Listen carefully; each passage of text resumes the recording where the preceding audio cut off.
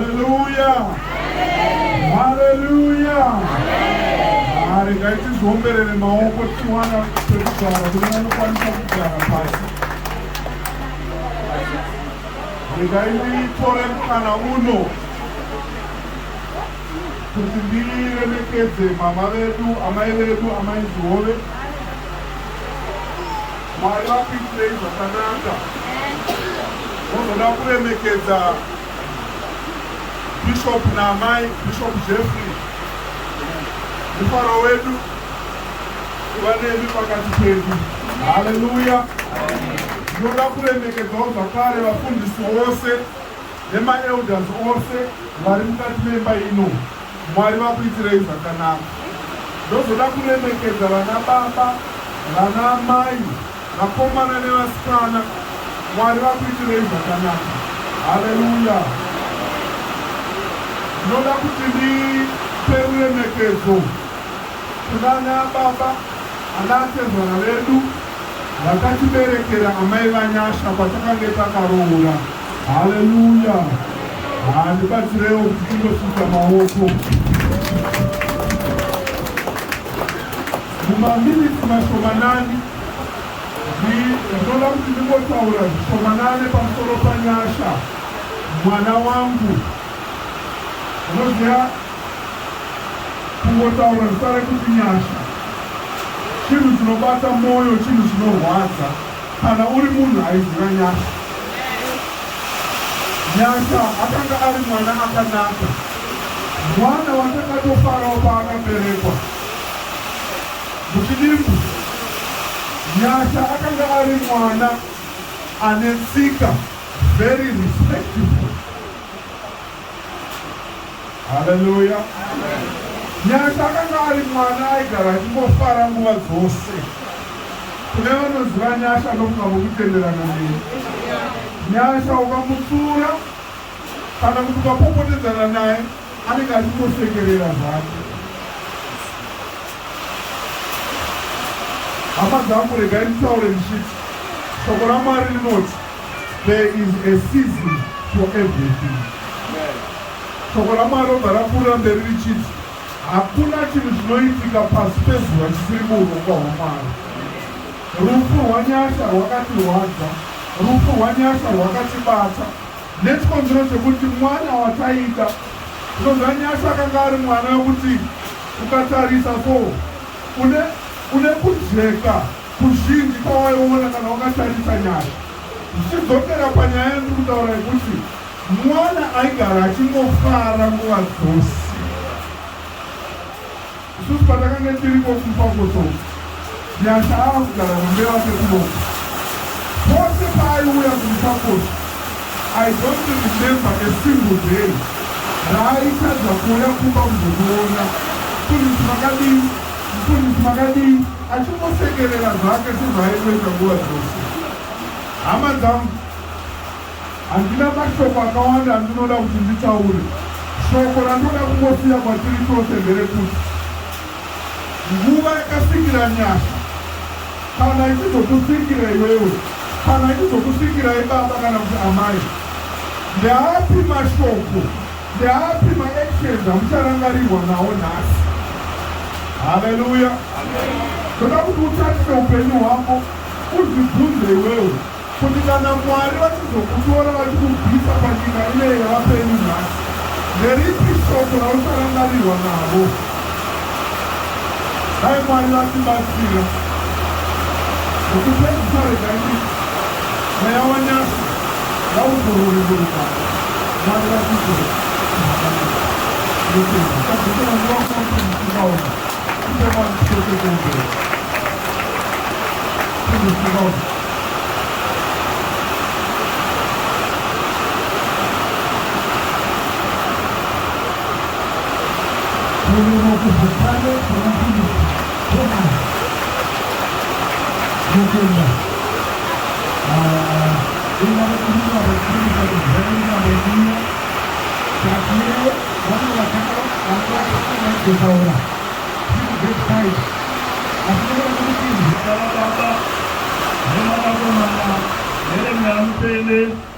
Hallelujah. Msangano natenda wakuzewaila ipano ikotenda wakuzetu mulilo kotenda zakale wakwasha wanamai wanababa wakomana wasikana wauya mzukoni sabasa wakuziwa mkuma wenena wakuzewa wakomana ini ipate zamani wanazoka wakomana asi kutera wakozenda mali zamazi wamazo wayo akalama asiyida ilo kile mzukuni minasa wanari mundu akanyalana kunamenyayeruzo wanokutaro ndelakukunasa mzukuru wakazakalama asikasena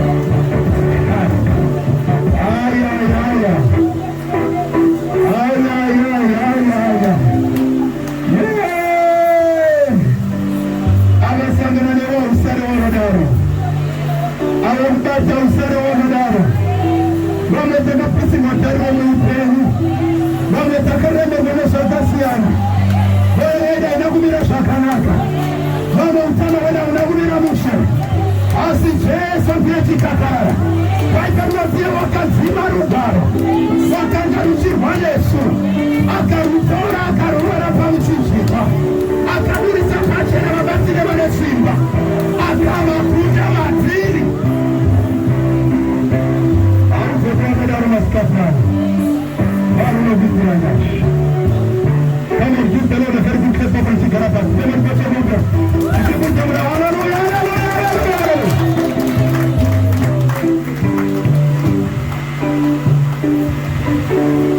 Maskata ni mnuvoguni ni Kristo. Nekuwa na mkana yo. Wekuwa panchuga inawe. Regaicho kupanga nditende. Mwari wa kulenga wanditende wakuwa pano. Jesu wakangonaka. Hakuna mwari wakadai. Akarangarirawo vanhu vanenge isusuwo. Ngakuzwe tumuremekedze muzita rake. Amen. Ndoda kutenda Mwari namai yedu, mai yedu Reverend Zione nashangazi wanzwe. Jehovha ngaachengete. Zvimuitirei zvakanaka mai. Mukombererwe pamwe pacho mazuva anoperera kutenda. Pachandinotenda Mwari unoziva zviri pamwoyo. Munamato wangu ndiwo ushenga asangane nezvishuwo zviri pamwoyo. Agoitirei zvakanaka. Dai manga musiri munhu akanaka pana apaizara kudai. Saka iwewe chete testimony. Hatidi chiKristu chekuti nabasa nevanhu voda kuenda kudenga. Hakuna denga raunoenda. Totombotanga takupupura kuti uri munhu ari right here. Hamuna kuzoti tabvita namusa nezvapupu. Dai sirika dzakati ngafa agara ikoko aisadzoka. Haleluya. Vamwe tobva kuHarare, vamwe kunana Grenora, vamwe kunana Epuresi, vamwe kunana Meno kume kwakasiyana siyana. Nekuda kwemurandakadzi ari pana munzi Bretu. Saka ane munhu wakanaka. Ngazviitirwe iwe regasa kunongeze zita. Ungada kudai. Unogona ngobvunza Mwari pedyo newe kuti usati wafunga ungandirwa kudai here. Nekuti pana notogona zombouyawo kuti tingazodzimwa mumaraini.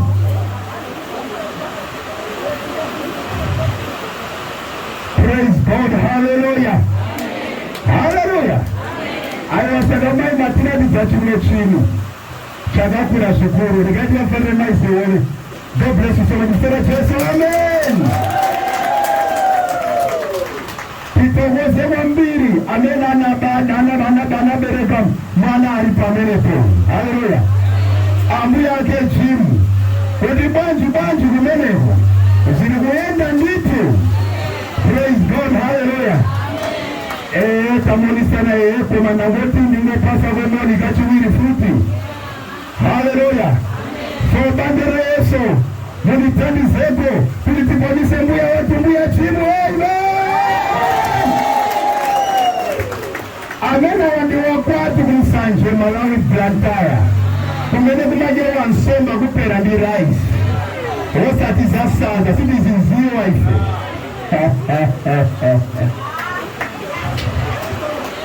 Kwatu timaja rice ndi nsomba.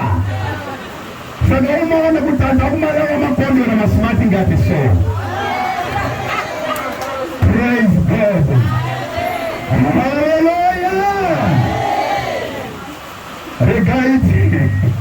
Regaiti fare quasi solo wafundisi wese wali pano. Maybe teza lebera. Regaiti ndotanga tamboresa sabuku. Hallelujah. Hata imbeita rusharu wakanda ipasina sabuku. Sabuku weda nona mata. Sabuku wedu munu wa Mwari. Pastor Jonas, amen. Saka pa wadu wanasara chirunguka. Saka let me address you in your capacity as the lead of this community. In the name of Jesus, amen. Those who are pastor some food easy. Pita yetu wetu kwa nagaga. Muzitara Jesu, amen. Kuna kwa some food easy. pandasvika pano ndaona munhu aita kuchiguma nechibhakira ndikati kunditeerera ndazonzwa kuti ndini Pastor Mufambi ndikati alright. Saka ndafara kusangana nemunhu waMwari. Amen. Saka Mwari akuitirei zvakanaka. Haleluya. Regai tivafanira vafundisi vese ana Pastor ana Bishop Jeff ndati ana Pastor Thomas nevamwe vese vari pano tikufarirei muzita raJesu. Amen. Ndakusiya MC. Alright. Wazviona kuti kana ukana mapembero munhu ukanganikwa bvudzi unenge uchidzurumira ngatifarire Pastor chingaona muzita raJesu Kristu. Haleluya. Katikasero vamwe vanomuti minister Pastor Fazari panawo. Mwari akuitire zvakanaka, Mwari akukomborere, Mwari akuchengete. Haleluya. Regai timufarire. Ndakomukwasisawo zvakasiyana because anogara kwandogara. Saka unogona kuwana ukatsvetika ima hamudaro kwenyu here. Nika timfarire muzita raJesu. Haleluya. Regai tifarire ungano yose, mawidows navose vauya pano nevane mama elders ose mawidows vakana matatapita kamugara gari vafarire muzita raJesu.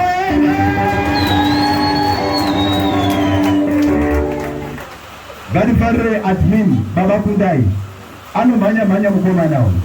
Mwari ngamuropafadze, Mwari ngamuitire zvakanaka. Amen. Zvikuitire zvakanaka guru zvaunoda zvikuitikire muupenyu hwako. Pamwe pacho uri kuiswa maoko mumakura zvorangotenda kana mupostori akataura wangoda gamuchira Baba utona zvakutoendeka. Kati mufarire muzita raJesu. Amen. Nguva yangu iri kupera yekuparidza but handiko kuparidza sina kukwasisa madzimai vangu noti zvikabuda izvozvo kana ndingatosandasiya kuparidza ka pane kuti asakukwasisa musikana uyu.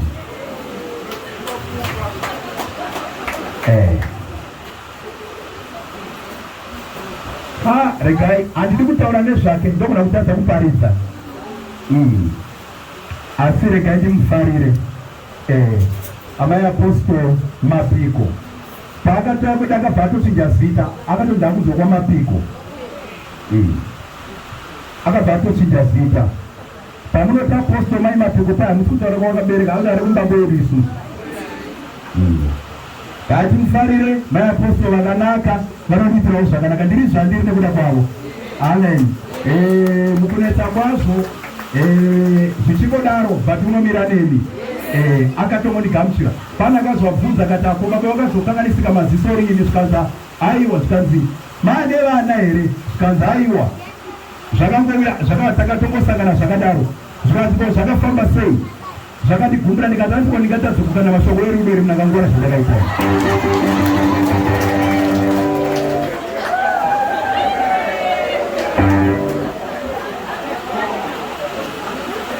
ndingatadze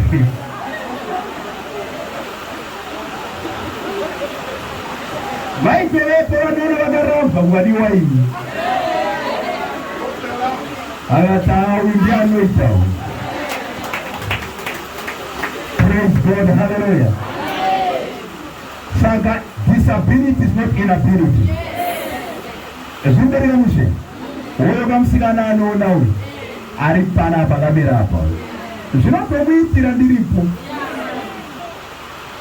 Regai ndimufarire muzita raJesu. Amen.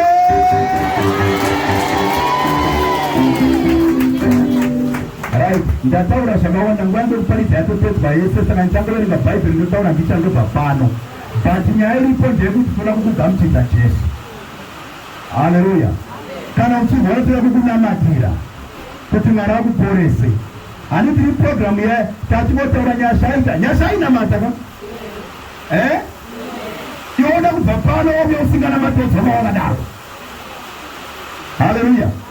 Kuuya kuprogramu yakadai kwakutodzokera atafara asikana vaende vanofamba naro baba vaya nambozva panoparidza kudaro. Vari kunizwa amen. Chingaone pangati tisembere kuvafundisi muende kudenga ngachida odha. Tabwanana chiregai anga chibona kuti murongeke yekuenda kudekera togamuchirirwa Jesu Kristu. Nevakagamuchira vatomoramba muchinamata. Kune dzimwe tei dzakakunama dzakangogamuchira nhasi dzichingori ipapo. Kubva zvaakagamuchira hapana kana shanduko. Haleluya. Saka ufanirwa kubva pano upenyu hwako usina Jesu. Haufanirwa kubva pano upenyu hwako usina rusunungurwa. Haufanirwa kubva pano uchirwara. Haleluya. Vamwe vane maBP, vamwe vane shuga, vamwe vane macholesterol, zvirwere zvakaita zvechirungu, ana diabetes, ana meningitis, ana takadaro. Kana maCovid acho achiuya ari echirungu kwakatanga meno, ana corona, kukauya ana delta, kunokwana omicron, hakuye dzechishona. Mwari ngaakuporese. Vari kunzwa amen. Regai tierengerwe Bhaibheri. Apa nangoti mungoverenga bandai kunongotaura ndega nemusoro. But chingoverenga musafungoti chibhuku muromo.